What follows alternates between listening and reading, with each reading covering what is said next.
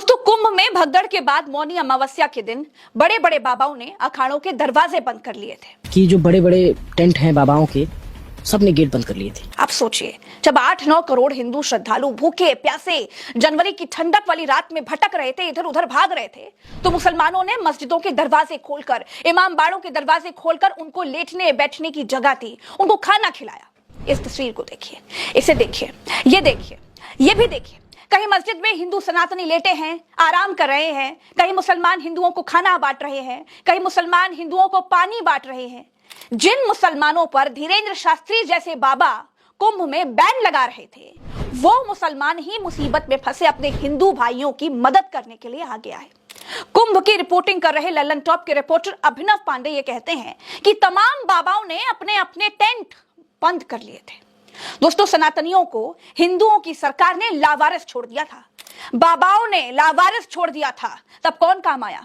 तब हमारे देश की गंगा जमुनी तहजीब काम आई, तब मुसलमानों ने साथ दिया। ये सारे के सारे मेरे भाई बहन दीदी हमें पानी दे के आए, बिस्कुट दे के आए, फिर दोबारा लड़का ने कही भूखी तो नहीं माता जी, हमने नहीं, फिर बिस्कुट दिए, फिर दोबारा बिस्कुट दिए हमें। गोविंद ने भैया बहुत कुछ कर। हुआ ये कि कुंभ की भगदड़ से बचकर निकले लोग रेलवे स्टेशन की तरफ घर जाने के लिए भागे भागे दौड़े, लेकिन रेलवे स्टेशन की तरफ जाने वाला रास्ता भी पुलिस ने बंद कर दिया। लोग लावारिसों की तरह भटकने लग गए, उधर उधर भागने लग गए, परेशान हो गए। लेकिन प्रशासन ने जो है रेलवे स्टेशन का रूट बंद कर दिया और वहाँ से हमारा जो रिजर्वेशन था वो गया। तो हम अपनी तरफ से इंसानियत के नाते कुछ न कुछ दे रहे हैं। हालांकि वो चीज जो हम दे रहे हैं वो इनके भूख को और प्यास को नहीं मिटा सकती, फिर भी हमारी एक छोटी सी कोशिश है। प्रयागराज के मुसलमानों ने तब गंगा जमुनी तहजीब की मिसाल पेश करते हुए खुलदाबाद सब्जी मंडी, मस्जिद, बड़ा ताजिया, इमामबाड़ा, हिम्मतगंज दरगाह और चौक मस्जिद में लोगों के ठहरने के लिए व्यवस्था की। इसके अलावा शाहगंज के लोगों ने भी अपने घरों में श्रद्धालुओं को ठहरने के लिए जगह दी, उन्हें सोने की जगह दी, उन्हें चाय नाश्ता करवाया, उन्हें उनके लिए खाना बनवाया, उन्हें खाना खिलाया। जगह जगह भंडारे हुए, हलवा पूरी और सब्जी बनाकर उन लोगों को खिलाई गई। क्या कह रहे थे ये कि मुसलमानों को एंट्री नहीं देंगे, बोल रहे थे ना, कुंभ में मुस्लिम को एंट्री नहीं होनी चाहिए। आज प्रयागराज के मुसलमानों ने क्या किया? नखास, कोहना, रोशनबाग, हिम्मतगंज, खुलदाबाद, रानी मंडी, शाहगंज, ये एरिया है मुस्लिम बहुल एरिया प्रयागराज में। उन्होंने अपने घर खोल दिए, अपने मदरसे खोल दिए, अपनी मस्जिदें खोल दी और 25,000 कंबल और बेड की व्यवस्था की, बांटे हैं। लोगों को अपने घर में पनाह देके खाना पीना की व्यवस्था कर रहे हैं कि आए हैं कुंभ में तो आप हमारे लिए वंदनीय हैं। यह है गंगा जमुना की तहजीब, आज भी जिंदा है। चंद राजनीतिक गिद्धों के कहने से इस देश का ताना बना खराब नहीं होगा। मैं सैल्यूट करता हूं आज तमाम प्रयागवासियों को कि जहां सरकार फेल हो गई वहां जनता सामने आई। अरे ये जनता का आयोजन है, जनता के हाथ में रहने दीजिए, जबरदस्ती बाप बनने का प्रयास मत कीजिए। लखनऊ में रहिए ना महाराज। एक तो आपको गोरखपुर में रहना था, वहां से लखनऊ आए, प्रदेश का बर्बाद कर रहे हैं। अब वहां से आप प्रयागराज में आए।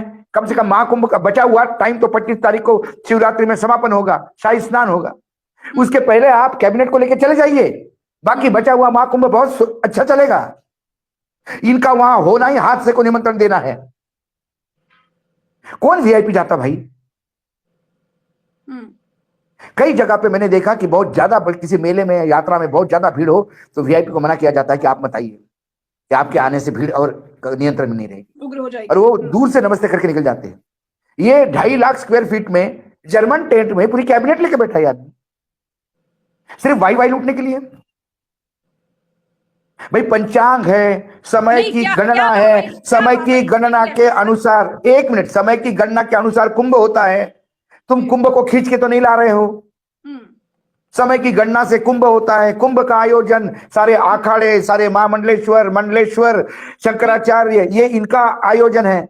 आस्था में लोग आते हैं जी, लेकिन ये बीच में राजनीति का तड़का क्यों?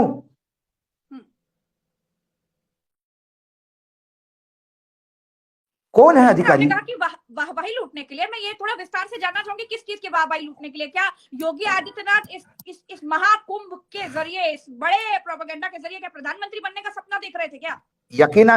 यकीनन। अभी तो धर्म संसद में उनका नाम भी उछलने वाला था।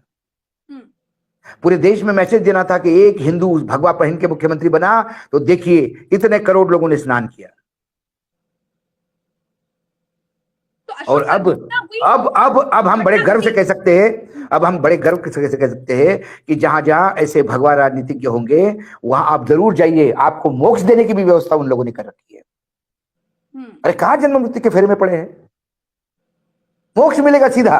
अशोक सर, और ये दुर्घटना मोक्ष अभी इनको भी दिलवा, ये जो बाबा बागेश्वर वाला है इसको भी मोक्ष देना चाहिए। ये भी तो मोक्ष चाहता है जी।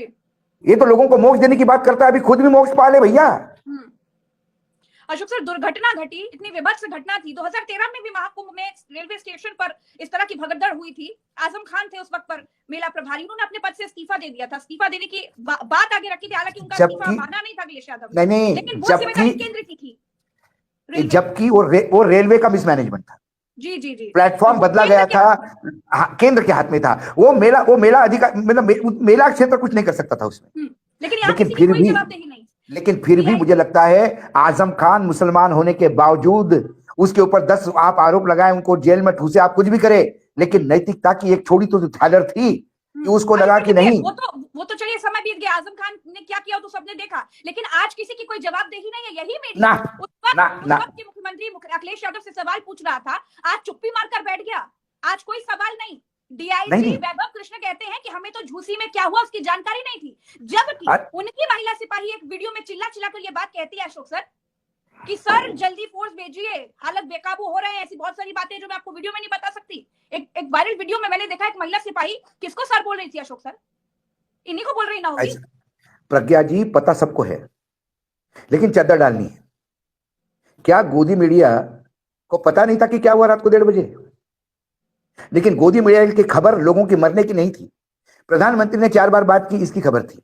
दोस्तों आप सोचिए, ऐसे नेता और बाबा क्या करते हैं, हमें आपको बांटने का काम करते हैं, लेकिन मुसीबत में ये नेता और बाबा ही हमें अकेला छोड़कर टेंटों में बैठ जाते हैं। काम कौन आता है इस देश में, इस देश के गंगा जमनी तहजीब? सोचना आपको है कि आपको किस तरफ रहना है, ऐसे झूठे नेताओं और बाबाओं की तरफ या फिर हमारे देश की एकता की तरफ।